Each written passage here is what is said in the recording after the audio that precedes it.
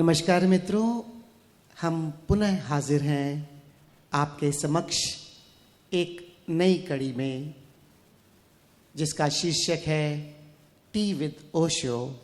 इसकी बहुत सुंदर श्रृंखला चल रही है और मैं स्वागत करता हूं स्वामी शैलेंद्र सरस्वती जी का। नमस्कार मस्तो बाबा। नमस्कार दर्शकों को नमस्कार। स्वामी जी, आपके लिए पहले मैं अहोभाव व्यक्त करता हूं और आपके प्रति धन्यवाद भाव से भरता हूं कि आप इतना समय हमें दे रहे हैं और दर्शकों के जो फीडबैक्स हमें मिल रहे हैं और उनके जीवन में ये श्रृंखला बहुत ही लाभकारी सिद्ध हो रही है। मैं आपको धन्यवाद दूंगा कि आप मुझे मौका दे रहे हैं ओशो की बात को प्रस्तुत करने का। स्वामी जी, कृपा ओशो की है, इसलिए टी विद ओशो में ना केवल इसका जो नाम है कि टी विद ओशो, बल्कि सच पूछिए तो ऐसा ज्ञात होता है ओशो हमारे बीच है और हम उन्हीं की याद से भरे हुए इस चर्चा में शामिल हो रहे हैं। तो चलिए, आज क्या सवाल है आपके पास? इससे पहले कि आज की चर्चा शुरू करूं, मैं अपने दर्शकों को जो अभी ज्वाइन कर रहे हैं उन्हें थोड़ा संक्षेप में बता दूं कि हमने शुरू किया था ओशो की दृष्टि में अध्यात्म, और स्वामी जी ने बहुत ही सुंदर हमें 4 स्तंभ बताए जो बहुत ही महत्वपूर्ण हैं। तो आज मैं, जो नए दर्शक हमारे साथ जुड़े हैं, उनके बिहाफ पे स्वामी जी को एक बार और पुनः निवेदन करना चाहता हूँ कि अपनी मकवाणी से वो हमें 4 स्तंभों के बारे में संक्षेप में एक बार फिर इसको बता दे और उसके बाद फिर हम चलते हैं हमारे जो स्तंभ में चर्चा चल रही थी, तीसरे स्तंभ की, वहाँ से शुरू करते हुए हम आज चौथे स्तंभ में प्रवेश करेंगे। ये 4 स्तंभ की बात ओशो ने एक प्रवचन में कही थी। उस प्रवचन माला का शीर्षक है the wild geese and the water. उसका पहला प्रवचन का पहला ही प्रश्न है, उस समय इंग्लैंड में सन्यासियों के द्वारा एक विराट स्तर पर आयोजन किया जा रहा था, सम बिग इवेंट, जिसमें यूरोप के बहुत से सन्यासी इकट्ठे हो रहे थे। तो उस इवेंट के लिए प्रश्नकर्ता ने पूछा है कि आपका क्या संदेश है सन्यासी को लिए। उसमें ओशो ने कहा कि मैं जो मंदिर बना रहा हूँ, इस मंदिर के 4 मुख्य स्तंभ हैं और उसमें उन्होंने गिनाया, पहला जीवन के प्रति सम्मान, दूसरा ध्यान, तीसरा प्रेम और चौथा उन्होंने कहा उसका कोई नाम नहीं है, वह अकथनीय है, अवर्णनीय है, इसलिए उपनिषद के ऋषियों ने उसको सिर्फ चौथा कहा। संस्कृत में उसके लिए शब्द है तुरिया। फिर ओशो ने समझाया थोड़ा सा कि उसको अभिव्यक्ति तो नहीं कर सकते, किंतु उसकी अनुभूति संभव है और यह वही परम तत्व है जिसको लाओ त्सु ने ताओ कह के पुकारा, ईसा मसीह ने लोगोस कहा, जिसको भगवान बुद्ध ने धम्म कहा। फिर ओशो ने कहा तुम चाहो तो ईश्वर कह सकते हो, लेकिन मुझे वह शब्द विशेष पसंद नहीं है। मैं चाहूंगा भगवान की जगह भगवत्ता, गॉड की जगह गॉडलीनेस, क्योंकि जब ईश्वर, भगवान, परमात्मा हम कहते हैं तो अक्सर हमें एक व्यक्तिवाची ख्याल पैदा होता है जिसका कोई रूप है, नाम है, आकृति है। जब गॉडलीनेस कहेंगे, दिव्यता कहेंगे, भगवत्ता कहेंगे, तो वह व्यक्ति नहीं है, वहाँ पर्सनालिटी नहीं हो सकती, लेकिन एक क्वालिटी ऑफ बीइंग, एक डिवाइन प्रेजेंस का एहसास होगा जिसका कोई व्यक्तित्व नहीं है, निश्चित रूप से उसका कोई नाम नहीं है। ऐसा ओशो ने समझाया और कहा कि मेरे प्रत्येक सन्यासी को वह मंदिर बनना है, ये 4 स्तंभ तुम्हें बनना है।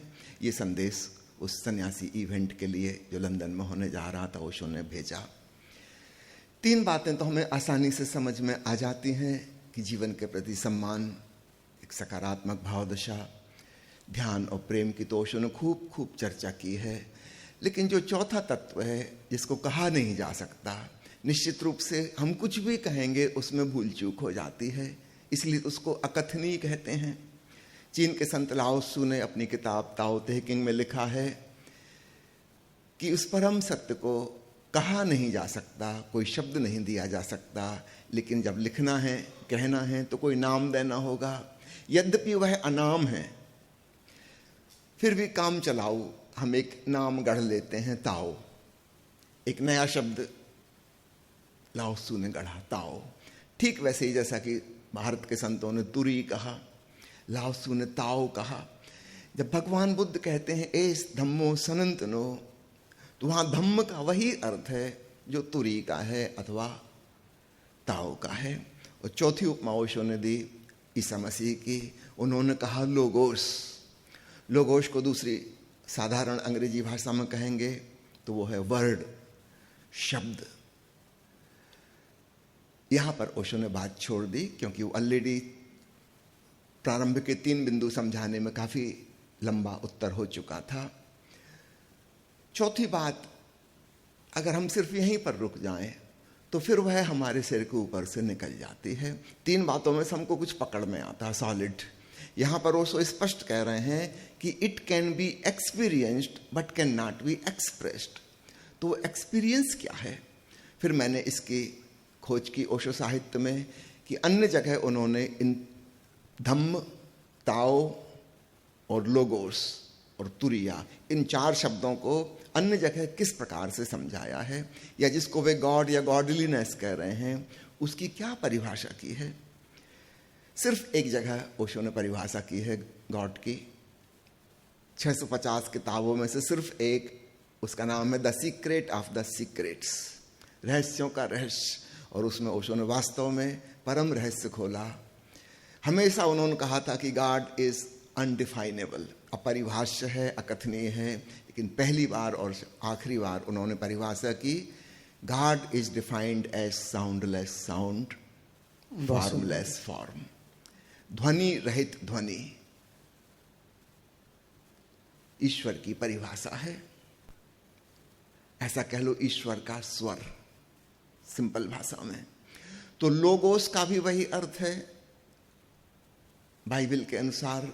लोगोस यानी आवाज, ध्वनि। भारत के संत जिसको कहते हैं प्रणव, ध्वनि, नाद।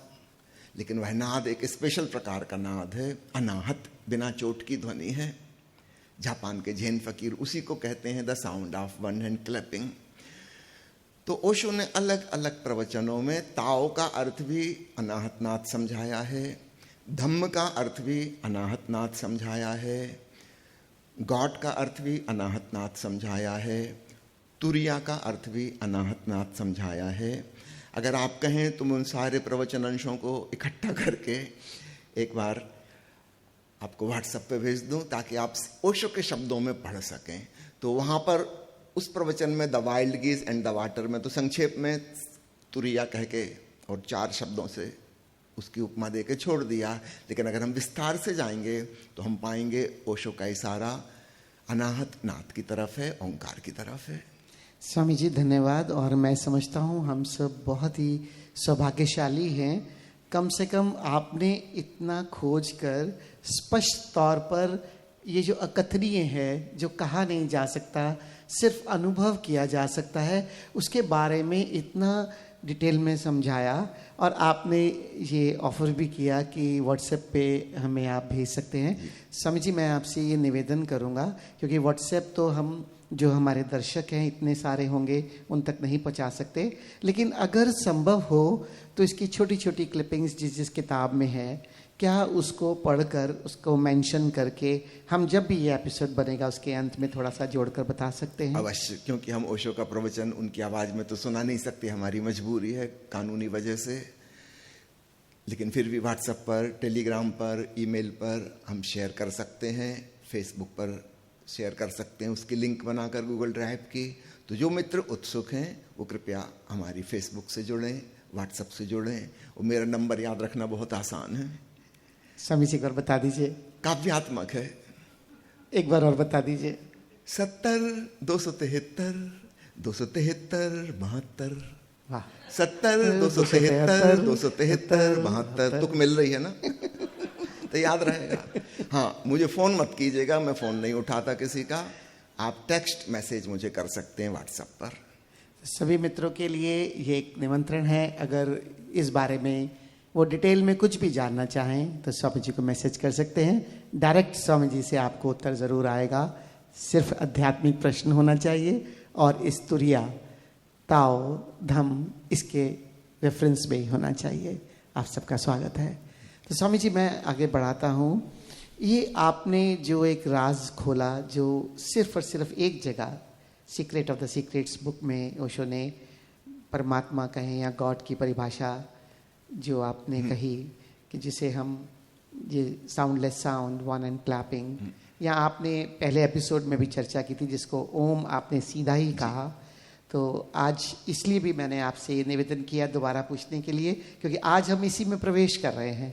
तो इसके बारे में सब दर्शकों को एकदम स्पष्ट होना चाहिए। हम ओशो की किसी भी बात को तोड़ मरोड़ कर यहाँ पर नहीं प्रस्तुत कर रहे, बल्कि उनका ही जो रेफरेंसेस हैं, जो स्वामी जी ने अलग अलग किताबों से उनको इकट्ठा किया है, संकलित किया है, उसी के बारे में स्वामी जी हमें इसके बारे में बता रहे हैं। इसके बाद भी अगर आपके मन में कोई भी सवाल हो तो आप स्वामी जी के नंबर पर टेक्स्ट करके पूछ सकते हैं। धन्यवाद एक बार और स्वामी जी। तो स्वामी जी, आज इससे पहले कि मैं इस तुरिया में, इस चौथे में प्रवेश करूं, थोड़ा सा मैं तीसरे स्तंभ जो प्रेम की चर्चा हमारी चल रही है जी, उसको अब आखिरी उसके एक दो जो हमारे भीतर संदेह या दर्शकों के भीतर है, मैं चाहूँगा आप उनका भी निवारण कर दें। स्वागत है आपके संदेहों का। स्वामी जी, ये जो प्रेम है, आपने प्रेम के बारे में तो विस्तार से बता दिया। अध्यात्म में एक शब्द आता है सेवा। इसको आप इस तीसरे स्तंभ में, प्रेम के स्तंभ में किस रूप में प्रस्तुत करना चाहेंगे? जिस व्यक्ति के भीतर हृदय में सद्भावनाएं उत्पन्न हो गई, निश्चित रूप से वह अपनी प्रसन्नता, अपना सुख, अपना आनंद सबके साथ शेयर करना चाहता है। वह दान का रूप ले सकता है, वह सेवा का रूप ले सकता है, वह बाहर इस प्रकार के कर्म में आ जाएगा। वह जो भी करेगा उसमें सेवा होगी, उसके सारे कर्म प्रेम पूर्ण होंगे। तो सेवा को एक क्रिया कांड ना समझ के अगर हम प्रेम पूर्ण कर्म ऐसा कहें तो ज़्यादा आसान हो जाएगा समझना। अब मुश्किल ये खड़ी होती है कि ऐसे व्यक्ति के जीवन का आनंद और रस देख के अन्य लोग सोचते हैं कि हम भी ऐसी नकल करने लगें तो हमको आनंद उपलब्ध हो जाएगा। याद रखिएगा, उसको पहले आनंद मिला था, पहले प्रभु उसके जीवन में आया था, भीतर हृदय प्रेम पूर्ण हुआ था, और तब उसके आचरण में, उसकी वाणी में, उसके कर्मों में सब जगह झलकने लगा प्रेम। तो हमको देखने में ऐसा लगा कि यह सेवा कर रहा है, निश्चित रूप से वह सेवा कर रहा है। लेकिन अगर हम बाहर से आचरण साधने की कोशिश करेंगे कि हम भी सेवा करने लगे, ये क्या क्या करता था हम इसकी नकल करेंगे, तो हमारे भीतर भी प्रेम उत्पन्न हो जाएगा, यहाँ भूल हो जाएगी। सेवा करने से प्रेम उत्पन्न नहीं हो जाएगा, लेकिन प्रेम उत्पन्न हो जाए तो अवश्य सेवा हो सकती है। स्वामी जी, क्या इसको हम ये भी कह सकते हैं कि जैसे किसी व्यक्ति ने प्रभु को अपने भीतर अनुभव किया और आनंद में प्रवेश किया, तो क्या उसके अहोभाव का एक्सप्रेशन भी हो सकता है? बिल्कुल, उसके अहोभाव का एक्सप्रेशन वो क्या कर सकता है? अस्तित्व ने उसके लिए आनंद ही आनंद दिया है, वो क्या करेगा? वो इस अस्तित्व के लिए जो भी कर सकता है वह प्रेम बस करेगा, चाहे उसको प्रेम नाम ले लें, चाहे करुणा नाम ले लें, चाहे सेवा नाम दे लें। तो सेवा एक तरह से अहोभाव, जो अहोभाव भी कहा जा सकता है, अहोभाव की अभिव्यक्ति, ठोस अभिव्यक्ति, अहोभाव की ठोस अभिव्यक्ति। लेकिन आपने एक चीज स्पष्ट की है, ये असली सेवा तभी है जब हमारे भीतर आनंद घटित हो जाए और फिर उसका एक्सप्रेशन प्रेम में होना चाहिए। मैं इसको ऐसा कहना चाहूंगा, बड़ी आसान हो जाएगी बात समझ में। प्रेम और कर्म ये दो चीजें हैं। कर्म बाहर बाहर है, प्रेम हमारे भीतर है। भीतर की बात तो दूसरे को पता नहीं चलती, उसको ऊपर ऊपर के क्रियाकलाप पता चलते हैं। अब ये कैसे पता चले कि दोनों सामंजस्य हैं कि नहीं, आपस में जुड़े हुए हैं कि नहीं? तो इसको ऐसा समझ लीजिए, कर्म शरीर जैसा है और प्रेम आत्मा जैसा है। अकेला कर्म, लोग कहते हैं ना हम कर्तव्य कर रहे हैं, अकेला कर्म है, प्रेम वहां नहीं है, कोई लगाव नहीं है, एक औपचारिकता है, निभाना है, लोग क्या कहेंगे इसलिए करना पड़ रहा है, इसलिए कर रहे हैं। प्रेम नहीं है, सिर्फ कर्म ऐसा हो गया, सिर्फ शरीर जिसमें आत्मा ना हो, उसे हम क्या कहते हैं? मुर्दा लाश कहते हैं।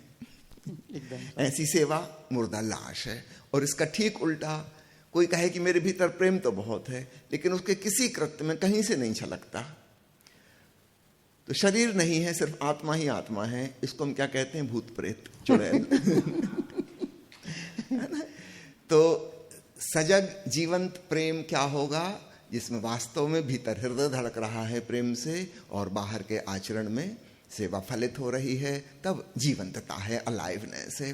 तो अकेला कर्म मुर्दा है और अकेला वो भावनात्मक प्रेम जिसको लोग समझते हैं वो केवल भूत प्रेत है। वो आपका आइडिया भर है, ख्याल है कहीं नहीं। तो स्वामी जी इसका अर्थ दोनों ही जरूरी है और एक दूसरे को दोनों कॉम्प्लीमेंट भी करते हैं, एक साथ हैं तब जीवंतता है, अन्यथा जीवंतता नहीं है। वो सिर्फ ख्याली पुलाव है, वैसा वाला प्रेम जो कहीं जीवन में झलक नहीं रहा बाहर, और जो केवल बाहर ही बाहर है, भीतर नहीं है, वो कर्तव्य रूपी औपचारिकता रूपी ड्यूटी निभाना है, वो सेवा नहीं है। अक्सर धार्मिक लोग सेवा करते पाए जाते हैं, उन्होंने सेवा को भी एक सोपान बना लिया स्वर्ग तक पहुंचने का। मुझे एक मजेदार घटना याद आ गई। जबलपुर में एक बहुत बड़ा मिशनरी कॉलेज है, शायद एशिया का सबसे बड़ा मिशनरी कॉलेज। उन्होंने एक बार ओशो को बुलाया तो किसी डिस्कशन के दौरान वहाँ के प्रिंसिपल कहने लगे कि भारत के जो धर्म हैं, हिंदू धर्म, जैन धर्म, बौद्ध धर्म, इनमें सेवा तो है ही नहीं। हमारा जो ईसाई धर्म है वो महान है, उसमें हम सेवा करते हैं, गरीबों की, बीमारों की, दीनहीनों की, जो पिछड़ गए हैं, पिछड़ी हुई जातियों की, सबकी सेवा करते हैं, उससे स्वर्ग मिलता है। ओशो का अच्छा ये बताओ, मान लो दुनिया में दीनहीन, गरीब, अपढ़, अशिक्षित, बीमार इत्यादि ना रह जाएं, तो फिर सेवा किसकी करोगे और स्वर्ग कैसे मिलेगा? वो आदमी चिंता में पड़ गया, आधा मिनट चुप रहा, आंख बंद कर ली उसने, फिर घबरा गया, उसके चेहरे पे पसीना आ गया, उसने आंख खोली, बोल नहीं नहीं आचार्य जी ऐसा मत कहिए, ऐसा नहीं हो सकता कि दुनिया में सब सुखी हो जाए, तो तुम्हारा तो रास्ता ही बंद हो गया स्वर्ग जाने का। उन्हीं के कंधों पे चढ़ के तुम स्वर्ग पहुंचेंगे। ओशो का आप सोचो, तुम जिसको सेवा कह रहे हो यह वास्तविक प्रेम से उत्पन्न नहीं है, you are exploiting the others. तुम तो उनका शोषण कर रहे हो अपना स्वार्थ पूरा करने के लिए। तुम्हें स्वर्ग जाना है और गरीबों को तुम उपयोग में ले रहे हो। इसलिए अमीर देश के ईसाई जो हैं गरीब देशों की तरफ भागते हैं सेवा करने, क्योंकि वहां तो कोई सेवा की स्थिति बची नहीं, सब सुखी हैं, संपन्न है, सोशल सिक्योरिटी है, बेरोजगार भत्ता मिलता है, सबका मेडिकल इंश्योरेंस है, तो सेवा किसकी करें? तो गरीब देशों की तरफ भागते हैं कि यहां से सीढ़ी लगाएंगे स्वर्ग जाने की। ओशो ने कहा तुम समझो ये शोषण है, दिस इज एक्सप्लॉइटेशन, यह सेवा नहीं है। और तुम हमेशा चाहोगे कि गरीब रहें, दीनहीन रहें, अनपढ़ रहें, ऐसे लोग रहें जिनको सेवा की जरूरत है। बोलो आंख बंद करके कसम खा के ईसा मसीह की, क्या तुम नहीं चाहते कि ऐसा रहे? उस बेचारे को स्वीकार करना पड़ा कि दिली आकांक्षा तो यही है कि दुनिया में खूब तकलीफें रहें ताकि हम सेवा करते रहें और स्वर्ग जाएं। ये तो ऐसे ही हो गया, कोई डॉक्टर, हम कहते हैं हेल्थ सर्विस में है, स्वास्थ्य सेवक है, लेकिन वास्तव में वह क्या चाहता है? अभी अगस्त सितंबर का महीना भी था, ये डॉक्टरों का सीजन, बड़े प्रसन्न रहते हैं, खूब मच्छर मक्खी फटाफट बीमारियां हो रही हैं, अस्पतालों में भीड़ लगी है, बेड खाली नहीं है, खूब कमाई हो रही है, डॉक्टर बहुत प्रसन्न रहते हैं। मक्खी मच्छर उनके जीवन दाता हैं, आजीविका प्रदान करते हैं, बैक्टीरिया और वायरस उनके माई बाप हैं। ऊपर ऊपर से ऐसा लग रहा है कि डॉक्टर चाहता है कि बीमारी खत्म हो जाए, और भीतर भीतर डॉक्टर चाहता है कि बीमार बने ही रहें। हाँ, जो मैं ठीक कर रहा हूं वो वाली बीमारी ठीक हो जाए, कुछ और नहीं आ जाए, कुछ और नहीं आ जाए। आदमी हमेशा बीमार पड़ता ही रहे, उसका पूरा धंधा उस पर निर्भर है। ऐसे ही हम जिनको कहते हैं कानून की सेवा में लगे हैं, वकील और जज, बड़े बड़े न्यायाधीश और पुलिस वाले, हम कहेंगे न्याय के सेवक हैं। और यही लोग हैं जो चाहते हैं कि अन्याय होता रहे, अपराध होता रहे, क्योंकि इनकी पूरी महिमा उसी पे निर्भर है। अगर लोग वास्तव में अपराध करना बंद कर दें तो क्या करेंगे सुप्रीम कोर्ट के जजों का? हम कहेंगे भाई जाओ कहीं खेती बाड़ी करो, कुछ करो, यहाँ बैठे बैठे क्या कर रहे, कोई आता ही नहीं। सारे वकीलों को काला कोट उतरवा लेंगे, ये कुछ काम धाम करो, काला कोट पहन के क्यों बैठे हो, यहाँ कोई आता ही नहीं, अपराध होते ही नहीं। नहीं, ये कभी भी नहीं चाहेंगे कि अन्याय ना हो। ठीक ऐसे ही वे धार्मिक सेवक हैं, उनकी सेवा एक प्रकार का शोषण है। इसलिए बुद्ध ने, महावीर ने, उपनिषद के ऋषियों ने सेवा शब्द का इस्तेमाल इस ढंग से नहीं किया। उन्होंने दूसरे सूक्ष्म शब्द रखे जो भीतर की भाव दशा को ज्यादा बताते। अहिंसा, करुणा, भीतर की बात है, वो ज्यादा महत्वपूर्ण। अगर निश्चित रूप से करुणा होगी तो बाहर भी प्रकट हो जाएगी, लेकिन असली बात भीतर की है, वह उसकी साधना की जाए। सेवा को साधना ना बनाया जाए, सेवा एक परिणाम होगा प्रेम का। स्वामी जी, मैं गुस्ताखी कर रहा हूँ एक आपसे पूछ के जी। क्या इसीलिए तो आपने MBBS करने पे टॉप करके भी डॉक्टरी छोड़ दी? सही बात आपने पकड़ ली, क्योंकि डॉक्टर का भीतरी इरादा यही रहता है कि सब लोग बीमार पड़ते ही रहे, है ना।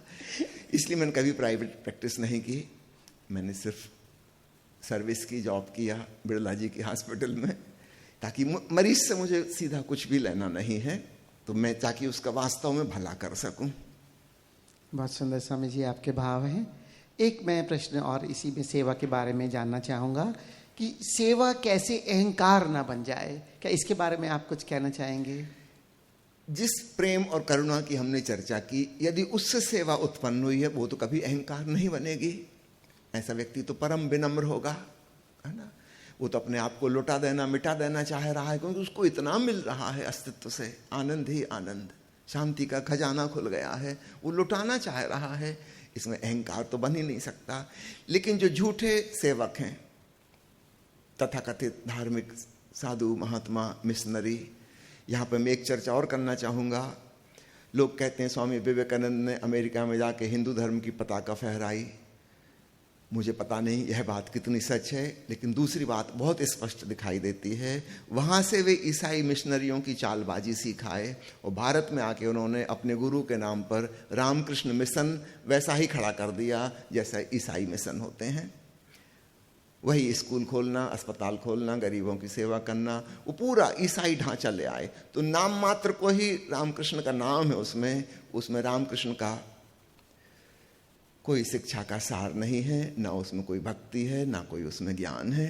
वो पूरा का पूरा ईसाई की नकल हो गई, क्योंकि उन्होंने देखा कि ये सफल है और गरीब देश में तो बहुत ही सफल हो जाएगा, यहाँ जरूरत है लोगों को। तो निश्चित रूप से मिशन को सफलता मिली, लेकिन रामकृष्ण की मूल शिक्षा से बिल्कुल डेविएट हो गए। इसका मतलब वो अध्यात्म का हिस्सा फिर नहीं रहा, वो एक सेवा उनकी जो उसको हम समाज सेवा में गिन सकते हैं। तो मैं नहीं कह रहा हूं कि बुरी बात है, मैं नहीं कह रहा हूं कि डॉक्टर ना हो, अस्पताल ना हो, कि वकील ना हो और कोर्ट कचहरी ना हो। जब तक दुनिया इस दुर्गति में है तब तक इनकी जरूरत है, लेकिन इसको हमको मानना चाहिए एक necessary evil for time being. हम उम्मीद और आशा करें उस दिन की जब कोर्ट कचहरी ना हो, हम उम्मीद करें उस दिन जब अस्पतालें ही ना हो, वो एक आदर्श दिन होगा। ठीक ऐसे ही किसी को सेवा की जरूरत ही ना हो, सब लोग इतने सुखी, संपन्न और स्वस्थ हों, किसी को सेवा करने की जरूरत ही ना बचे, ऐसा एक आदर्श दिन। लेकिन आज तो नहीं है। तो आज समाज में, विशेषकर गरीब देशों में, निश्चित रूप से सेवा का मूल्य है, स्थान है, लेकिन वह अध्यात्म का हिस्सा नहीं है, वह सामाजिकता का, नैतिकता का हिस्सा हो सकता है। So I appreciate it as a social duty, as a social service, but it is not part of spiritualism. जब हम स्पिरिचुअलिज्म का दिखावा करते हैं सेवा का आवरण ओढ़ के, वहां से अब पाखंड और अहंकार शुरू होता है। अब आपके सवाल पर आता हूं, अहंकार कैसे उत्पन्न होता है? जब मैं दूसरों से श्रेष्ठ, अपने आप को सुपीरियर बताना चाहता हूं। निश्चित रूप से अगर मैं किसी को दान दे रहा हूं, मैं उससे सुपीरियर हूं। कोई बीमार है और मैं अस्पताल में जाके उसका इलाज करवा रहा हूं, मैं उससे सुपीरियर हूं। I am healthy, he is sick, उसको खून की जरूरत है, मैं रक्तदाता बन गया, मैंने ब्लड डोनेट किया, मैं सुपीरियर हूं। यहां से अहंकार पुष्ट होता है। तो वास्तव में मुझे उससे कोई लगाव नहीं है, कोई प्रेम नहीं है। हो सकता मैं उसको जानता पहचानता भी नहीं हूँ, मुझे कोई लेना देना नहीं है। मुझे तो अखबार में खबर छपवानी है कि ब्लड डोनेशन कैंप में इतने लोग आए, उसमें मैं भी था, मैंने ब्लड डोनेशन दिया और साल में 4 बार ब्लड डोनेशन देता हूँ। स्वामी जी, मैं इसमें एक और थोड़ा सा अपने दूसरे स्तंभ पर जाऊंगा, जिसे मैं सेवा से जोड़कर आपसे थोड़ा सा इस पर प्रकाश चाहता हूँ कि एक तो आपने इसको डिफाइन किया कि जब अपने भीतर आनंद घटित हो जाए और फिर जो भी उससे निकलता है अवभाव के रूप में, या उस समय हम सच्ची सेवा कह सकते हैं। लेकिन एक प्रोसेस की भी मैं बात चाहता हूं कि आप हमारे दर्शकों को स्पष्ट करें। जब भीतर अभी वो स्थिति नहीं आई है, लेकिन हम अध्यात्म के इन 4 स्तंभों का महत्व समझकर अपने जीवन में धीरे धीरे आगे बढ़ रहे हैं, उस समय हम इसको किस तरह से साधें कि हमारे जीवन में ये सेवा अहंकार भी ना बने, हम किसी को एक्सप्लॉइट भी ना करें, लेकिन हम इस दिशा की तरफ, भीतर अहोभाव की शैली या आनंद की अभिव्यक्ति, इस दिशा में धीरे धीरे बढ़ते चले जाएं। प्लीज इस पे भी बताइए। एक थोड़ी सी अंडरस्टैंडिंग इस मामले में बहुत काम की होगी, आपके सवाल का उत्तर उसमें मिल जाएगा। यदि सेवा को हमने साधन बनाया, साध्य कुछ और है जो हमें पाना है, चाहे स्वर्ग पाना है, कि ईश्वर की अनुभूति करनी है, कि मोक्ष पहुंचना है, कि निर्वाण हासिल करना है, कि समाज में यश और प्रतिष्ठा हासिल करनी है, कि अखबार और टीवी न्यूज़ में आना है, यदि हमारा सेवा साधन है किसी चीज़ का, तब तो यह निश्चित रूप से केवल हमारे अहंकार को पुष्ट करने के लिए है। इसका अध्यात्म से कोई लेना देना नहीं है। और दूसरी तरफ भीतर से जब हृदय में प्रेम उमड़ा है और हम करुणावश कुछ करते हैं किसी के लिए, हो सकता है किसी को भी पता ना चले। आपने कुम्हलाते हुए पौधे में पानी सींच दिया, हो सकता है इसकी कहीं भी खबर ना हो, किसी को भी पता ना चले, कोई ज़रूरत भी नहीं है, लेकिन आपसे एक प्रेम का छोटा सा कृत्य हो गया। इस प्रकार जो चीज़ें होती हैं वो अक्सर तो अनजान रहेंगी और उनका अनजान रहना ही अच्छा है। इसको कोई यश प्रतिष्ठा मिलनी भी नहीं चाहिए, ताकि इसमें सेवा साधन नहीं है, बल्कि सेवा किसी चीज का परिणाम है। इससे पाना नहीं है, कुछ मिल गया है, कुछ बहुत मिल गया है, अब वह प्रकट होना चाह रहा है, वो इस ढंग से प्रकट हो रहा है। एक छोटी सी घटना मुझे याद आती है, जापान की। एक बौद्ध भिक्षु हुआ, भिक्षाटन कर करके उसने बामुश्किल धनराशि जोड़ी, यह कहकर कि मैं एक किताब छपवाना चाहता हूँ, करुणा के ऊपर उस भगवान बुद्ध का जो संदेश है उसका सार, एक छोटी सी पुस्तिका छापनी है, उसके लिए धन इकट्ठा कर रहा हूँ। कोई साल भर में उसके पास इतना धन हो गया कि वो अब पुस्तिका छपवा सकता था, लेकिन संयोग की बात उस साल नदी में बहुत बाढ़ आ गई और जनधन की बहुत हानि हो गई, कई लोग बेरोजगार हो गए और उसने वो सारा धन उन लोगों के लिए खर्च कर दिया, किताब नहीं छप सकी। फिर उसने दोबारा धन मांगना शुरू किया। उसने कहा कि पहली बार तो नहीं हो पाया वह काम, दोबारा कोशिश करते हैं। करुणा के ऊपर बुद्ध का संदेश, यह किताब छापनी है। फिर उसने 1.5 साल में धन इकट्ठा किया, भिखारी 2 पैसे इकट्ठे कर करके उसने फिर इकट्ठा किया किताब छपवाने लायक। लेकिन फिर इस बार ऐसा संयोग हुआ, अकाल पड़ गया, बिल्कुल बारिश नहीं हुई, सूखा पड़ गया, अनाज ही पैदा नहीं हुआ, भूखमरी की हालत उस इलाके में हो गई। तब इसने अपनी सारी धनराशि फिर बांट दी, भूखे लोगों के काम आ गया वह पैसा, किताब नहीं छप सकी। उसने कहा कोई बात नहीं, किताब फिर छप जाएगी। जब किताब छपी 3रे साल, तो किताब में लिखा था करुणा, भगवान बुद्ध के संदेश, 3रा संस्करण, 3rd एडिशन। लोगों ने पूछा कि तो हास्यास्पद हो गया, अभी पहला और दूसरा एडिशन कहाँ छपे, 3रा संस्करण कैसे? उस भिक्षु ने कहा कि पहला दूसरा संस्करण ही असली संस्करण थे, ये 3रा इतना महत्वपूर्ण नहीं है, ये नहीं भी छपता तो कोई बात नहीं थी।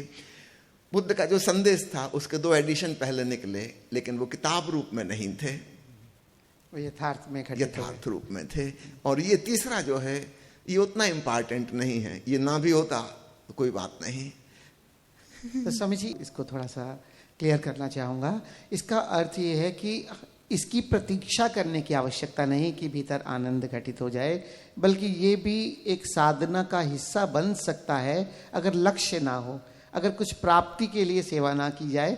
जितना जितना भीतर प्रेम उमड़ता जाए वो शुद्ध प्रेम और उसकी अवभाव की अभिव्यक्ति, इस रूप में, चाहे वो अनजान ही हो, हम करते चले जाएं, बेहतर हो कि वो अनजान ही हो, तो वो किसी और को पता सहयोगी नहीं। हो जाएगी।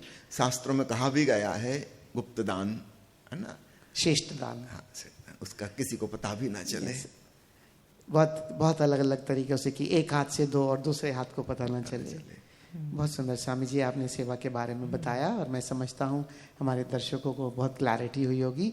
अब एक चीज़ प्रेम की मैं थोड़ा सा अध्यात्म से डिविएट करना चाहूँगा, क्योंकि हमने प्रेम शुरू किया था संसार से। मैं चाहता हूँ ये तीसरा स्तंभ समाप्त भी करें या पूरा करें। समाप्त तो कभी नहीं हो सकता प्रेम, लेकिन इसको पूरा करें संसारिक प्रेम की घटना से।